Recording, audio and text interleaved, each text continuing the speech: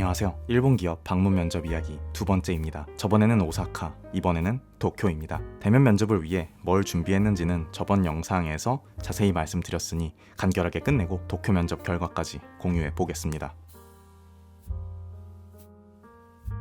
서류, 온라인 면접을 통과하고 도쿄 회사에서도 최종 면접을 요청하는 메일이 옵니다. 온라인 면접 말미에 혹시 한 번 더 면접을 보게 되면 도쿄로 와줄 수 있겠냐는 이야기를 들었기 때문에 만약 온라인 면접 통과를 한다면 도쿄에 가는 것은 알고 있는 상태였습니다. 그래서 그날 바로 최종 면접 보겠다는 답신을 드렸는데 한 3일이 넘어도 답신이 안 오는 거예요. 사실 3, 4일? 한 일주일 정도는 답신이 안 올 수도 있죠. 그런데 제 이전 영상들을 보신 분들이라면 아시겠지만 제가 이지망이었던 기업 최종 면접 이후에 희망 연봉 물어보는 메일이 왔었는데 그게 스팸 메일함에 가 있어서 2주 동안 확인 못했던 역사가 있습니다. 물론 그 회사 떨어졌습니다. 그때 만약 내가 빠른 판단으로 기다리지 않고 일주일 안에 면접 결과 물어보는 메일을 보냈다면? 이라는 생각을 꽤 했었거든요. 그래서 이번에는 4일 만에 바로 그냥 혹시 날짜 언제냐고 메일 다시 보냅니다. 물론 스팸 메일함에도 답장 없는 거 확인했지만 이 당시에 제 심정은 혹시 다른 사유로 메일을 내가 못 봤을 수도 있다. 작은 가능성이라도 배제하지 않는다. 이런 마인드였어요. 그래서 4일 만에 혹시 일정 언제 확정 주시냐고 이메일을 바로 전송합니다. 그렇게 전송하니까 이렇게 답장을 주셔서 매우 안심했던 기억이 있습니다. 그렇게 오사카 면접 일주일 뒤에 도쿄 면접을 보게 됩니다.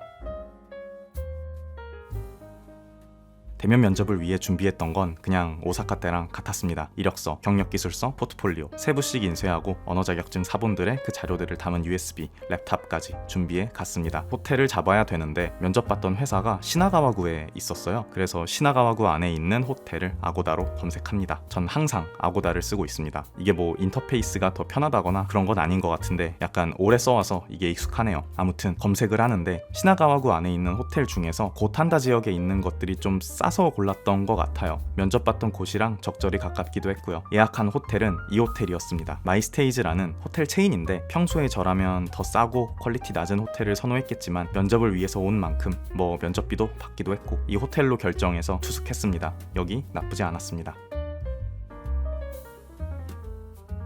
정말 이날 너무너무 더웠습니다. 회사 측에서도 정말 더우니까 정장 입고 오지 말라고 해서 정장을 제가 한국에서 가져가긴 했는데 반팔 셔츠에 정장 바지만 입고 회사로 갔습니다. 이날 긴팔 셔츠에 넥타이 매고 정장 입고 갔다가는 땀 범벅돼가지고 더 안 좋았을 겁니다. 근데 반팔 셔츠만 입었는데도 땀이 엄청 나긴 했습니다. 긴장을 여전히 조금 하기는 했는데 저번 영상에서 말씀드린 대로 이때는 이미 오사카 기업에 최종 합격을 받은 상태였습니다. 아직 내정 확정은 안 했지만요. 그래서 오사카 때보다는 훨씬 마음 편하게 면접 본 것 같습니다. 주로 나눈 이야기는 역시 제가 전 직장에서 했던 프로젝트들에 대한 이야기들이었어요. 포트폴리오 보여드리면서 제가 했던 프로젝트들 설명해 드렸습니다. 그리고 주요했던 질문이라고 한다면 우리 회사에서 어떤 프로젝트를 하고 싶냐는 질문을 받았어요. 사실 이 회사가 제가 해왔던 작업들하고는 결이 약간 다른 회사였기 때문에 저도 이 질문이 반드시 나올 것 같았고 전날 밤 어떻게 대답할지 고민을 했던 기억이 있습니다. 장기적으로 제가 해왔던 것들을 접목시켜서 회사의 캐파를 넓히고 다방면의 거래처를 확보할 수 있도록 하고 싶다고 대답했습니다. 그리고 한국 쪽에 있는 거래처를 만들 수 있겠냐는 질문도 받았어요. 오사카 갔을 때도 이런 질문을 받았었는데 그때는 한국에 뭐 유능한 개인이나 단체를 알고 있냐, 있다면 같이 일할 수 있냐 이런 질문이었습니다. 역시 외국에서 업무 경험이 있는 외국인이 일본 회사에 취업을 할 때 일본인 지원자들보다 강점이 될 수 있는 부분은 이런 부분인 것 같습니다. 오사카 때 제 대답은 가능하다였어요. 왜냐면 오사카 기업 쪽에서 오히려 돈을 주고 이제 하청이라고 해야 될까요? 그런 것을 한국 쪽 디자이너나 개발자나 뭐 맡길 수 있겠냐 이런 질문이었기 때문에 그건 물론 가능하다고 했습니다. 도쿄 쪽은 한국에 있는 기업으로부터 우리 회사가 이제 하청 같은 것을 받아서 거래처, 그러니까 한국 기업을 거래처로 만들 수 있겠냐 라는 질문이었어서 제가 근시일 안에 가능하다고 이야기하지는 않았습니다. 다만 제가 한국에서 기획서를 많이 써봤고 발표 자료도 만들고 발표도 많이 해봤기 때문에 한국의 거래처를 만들 때 도움이 될 것이다 뭐 이런 식으로 대답했던 것 같습니다.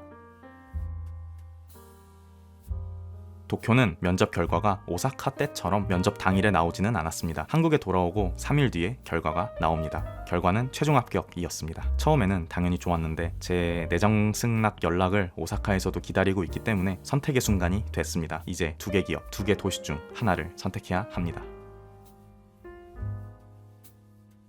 제 채널 설명란을 보신 분이라면 아시겠지만 결론적으로 전 오사카를 선택했습니다. 두 회사의 장단점이 있었고 뭐 어떤 회사가 무조건 좋다 이런 느낌은 아니었습니다. 그러면 이건 결국 제 취향과 판단의 문제로 넘어가게 되는데 주변 친구들한테도 많이 물어봤었어요. 근데 친구들도 반반이라서 결국 제 판단대로 오사카를 선택하게 됐습니다. 해외 생활이 쉽지 않다는 걸 알고 있고 오사카에 갔을 때 분명히 힘든 순간이 올 거라고 생각합니다. 이건 제가 대학에서 배웠던 건데 처음에는 저 허니문 피어리오드라고 불리는 단계에서는 다 좋아요. 뭐 일식도 맛있고 아직 다 신기하고 회사 일도 초반에는 어려운 거 안 시키니까요. 그 이후에 좌절 단계를 거치게 될 수도 있는데 이때 그때 도쿄로 갈걸 이라는 생각이 들 수도 있습니다. 도쿄 갔어도 그때 오사카 갈걸 생각이 들었을 거다 생각하면서 잘 견뎌야 할 것 같습니다. 저 적응 단계 기간이 올 때까지요. 그때 이렇게 할 걸을 안 할 수는 없지만 최대한 줄여 보겠습니다.